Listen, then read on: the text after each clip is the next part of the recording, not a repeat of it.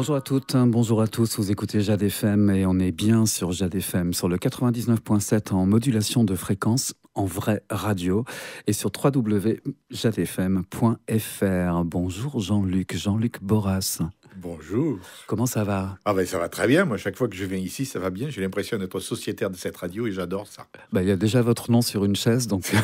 C'est vrai, oui, je dis pour les auditeurs qui n'auront pas la chance de voir ce qu'on m'a fait, comme je viens à chaque création au Théâtre du Poche à Pornic, la dernière fois, en plaisantant, j'ai dit comment mon nom n'est pas encore sur la chaise, ils m'ont fait la surprise de mettre le nom sur la chaise. Travailler l'ego des artistes, c'est toujours comme ça qu'on les obtient, qu'on obtienne tous deux. Aïe, aïe, aïe. En tout cas, je suis très heureux de vous recevoir de nouveau sur l'antenne de Jade FM. À Pornic, il n'y a pas de spectacle pour les enfants, dit-on, à longueur de temps. C'est ce que j'ai entendu quand on est arrivé. On avait monté les chaises, qui était une pièce pour les adultes, tout ça. Et chaque fois que je rencontrais quelqu'un, très souvent, on disait « Oui, mais c'est dommage, parce qu'il y a une pièce pour les enfants. » Alors, il y a eu une pièce pour les enfants, c'était Yellow, avec Jean, qui a très bien marché. Et puis donc, les comédiens se sont retournés vers moi, me disant « Pourquoi nous, on n'écrit pas une pièce pour enfants ?» J'ai dit « Allez, chiche, j'écris une pièce pour enfants et on va voir ce que ça donne. » Voilà. Alors donc ça, c'est une création. Oui. Noélie et les trolls. Exactement. Et les deux comédiens qui vont l'interpréter, on les connaît bien ici. David Signoris et Sophie Tossu, qui sont les acteurs et animateurs du Théâtre du Poche à Pornic. Nos voisins, en fait, ouais. Alors, pour des acteurs qu'on connaît bien ici, qui jouent de la comédie, qui font aussi du dramatique, les chaises de Ionesco, etc., interpréter une pièce pour enfants, je sais bien que c'est une question que je leur poserai certainement, mais vous, en tant que créateur de cette pièce, metteur en scène, comment est-ce qu'ils se l'approprient, cette pièce destinée à ce public ? Je crois que la première des choses que j'ai données quand on a commencé à travailler, dès que j'ai eu terminé d'écrire le texte, la première des choses que je leur ai dit, le premier jour qu'on a travaillé, je leur ai dit attention, c'est des enfants très intelligents, donc c'est des enfants adultes. Ne jouons pas le côté gna-gna de l'enfant. Aujourd'hui, les enfants sont très motivés par la télé, par ce qu'ils voient et tout. Donc, travaillons simplement. Le propos est un conte. J'ai écrit un conte avec Noélie, qui est une petite fille qui se crée, avec des apparitions un peu magique, avec il y a un loup, il y a des trolls, il y a un sorcier, tout ça existe. Mais les parents, je pense, prendront autant de plaisir que les enfants à écouter. Il y a une création musicale, chaque personnage a une chanson pour avoir une personnalité avec une chanson, et pour que, en fonction de l'âge que l'on a, j'adore ça, les pièces à tiroir. J'adore Le Petit Prince, par exemple, Saint-Exupéry. Chacun peut lire Le Petit Prince à son niveau de connaissance ou d'âge. J'ai essayé d'écrire quelque chose où chacun peut essayer d'en tirer quelque chose. C'est un conte un peu écologique. On va essayer de protéger les arbres et la forêt. Je trouve que c'est pas idiot d'en parler. On parle de l'apparition des loups un petit peu partout. On a mis un petit peu un loup dedans, mais pas un loup qui fait peur. Et le sorcier a peur du noir. Et j'adore que les méchants aient toujours une petite faille qui puisse nous permettre de les racheter.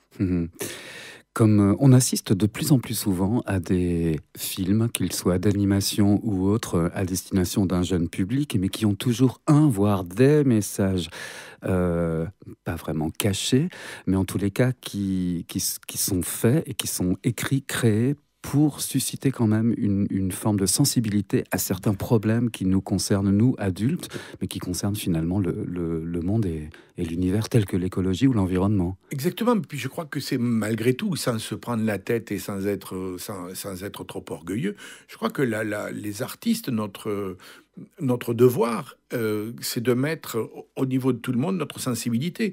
Les gens qui sont artistes, c'est parce qu'ils sont un peu attachés à essayer de faire passer, être une chambre d'écho par rapport à une société.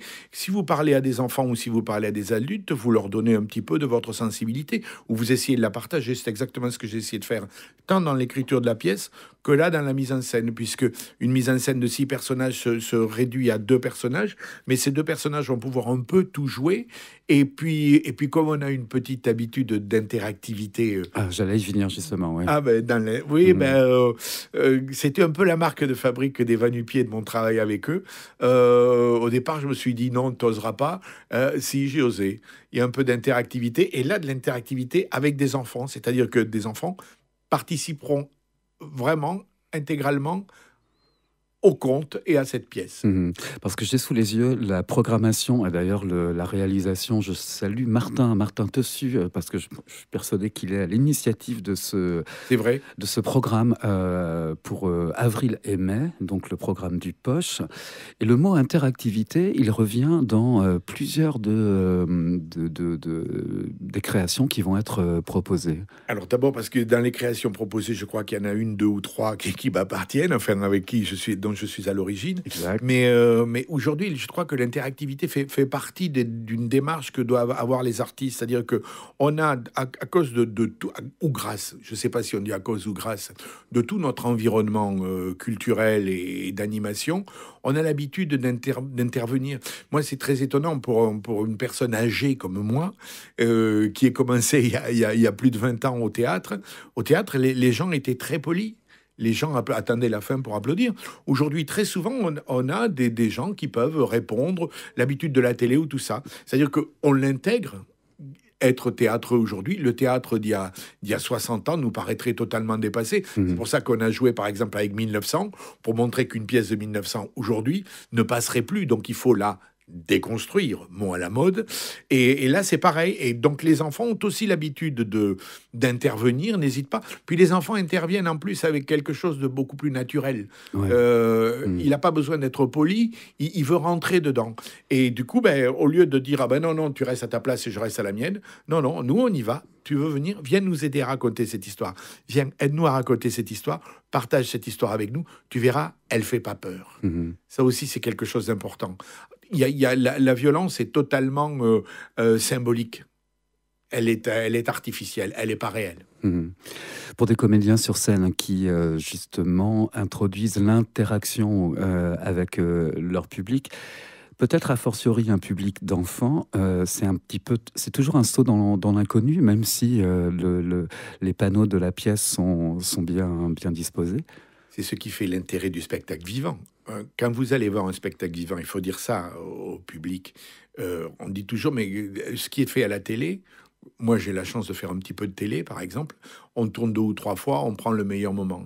Le spectacle vivant, c'est un moment unique. Ce que vous allez vivre, ce que les enfants vont vivre là, dans la mémoire, il leur restera un moment unique. Il y a 10, 15, 20 représentations, aucune ne sera pareille, aucune ne sera la même. Ni pour les spectateurs, ni pour les acteurs. Et c'est ça qui est important. Alors justement, concernant les représentations, ça commence demain. Oui. Le 5, le 6, donc demain et après-demain. On retrouvera cette pièce le 9, le 16, le 20, le 21, le 30 avril. Et toutes ces représentations seront à 16h. 16h également, mais cette fois-ci au mois de mai, le 4, 8 et 11 mai. En clair, même s'il pleut pas, vous pouvez aller au théâtre l'après-midi. S'il pleut, tant mieux, on ne sait pas quoi faire avec les enfants, mais même s'il pleut pas, amenez-les au théâtre l'après-midi, ça vous donnera des sujets de discussion le soir avec vos enfants. Donc David Signoris, Sophie Tossu. Et c'est bien que vous ayez parlé de Martin tout à l'heure, et de toute une équipe.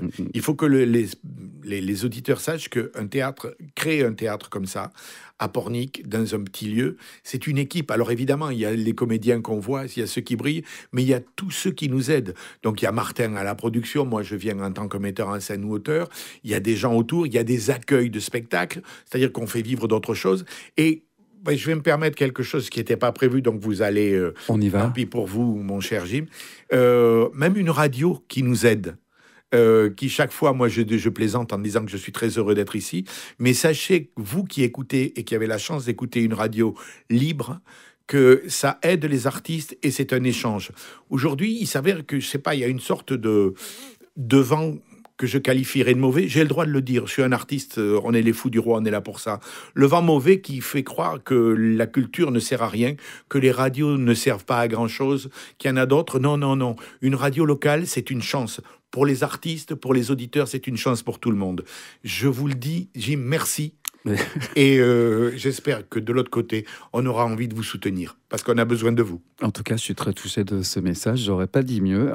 Voilà, exactement. Et d'ailleurs, si on se repenche il y a quelques années en arrière, dans ces fameuses années Covid, qu'est-ce qui a manqué le plus à la population? C'est bien la culture. Oui, la culture, la lecture, l'animation, la vie, l'échange de vie. Échange de vie. Rester derrière un écran ne nous servira à rien. Et supprimer toutes les subventions en nous faisant croire qu'on va les mettre ailleurs, c'est un mauvais calcul.